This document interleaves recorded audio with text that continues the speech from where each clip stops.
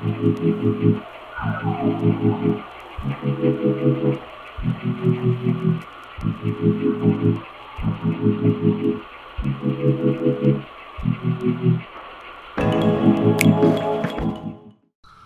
it's Jason. So I'm here with the 2003 Land Rover Range Rover L322, and I've cleaned the upper intake manifold.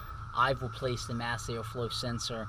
I've did a lot of work to this car, and when I did all of that, I put a K&N Air Filter in the airbox, which I have used K&N Air Filters before in the past, but I never actually used one on a Land Rover. It's only been in there close to 10,000 miles max, probably less than 10, probably 7,000 or so. But I started noticing occasionally the RPMs would get a little flaky when I would do a hard stop, or sometimes if I would start it in the morning. Doing the upper intake manifold cleaning and all of that stuff helped. The top engine treatment helped. But in doing that, I posted that video on how to seafoam your L322. And one of the folks that watches said, "Hey Jason, you should go back to a paper air filter and not use the K&N air filter on your L322. And the reason is, they said, and I've actually heard of this before, that the oil on the air filter eventually can blow off, get on the mass airflow sensor, give that a messed up reading of airflow, and that can cause it. So I noticed no difference with the K&N air filter. I'm going to remove it. I'm going back to a Napa Pro Select paper filter, and I'm going to see if that has any difference. So what I'm going to install is the Napa Pro Select. It's a paper filter.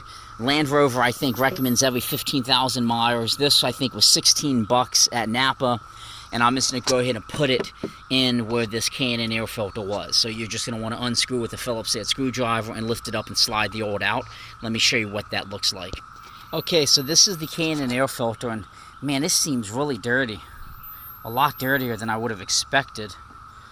And it definitely seems to be a lot more noticeably with that oil on it. Again, not what I expected. I didn't expect this to look so dirty. So I'm going to go ahead and put that paper air filter in. And you can see that the paper air filter is the same size. And it would just slide into the air box there. So you just slide it in, and then you're going to put the enclosure back up over it and screw everything down. Alright, so I have the new filter back in, and it's nice and tight. And when you do that, just make sure you don't mess with this mass airflow sensor, or pull this out. Just be very gentle putting the filter back in. And the K&N filter,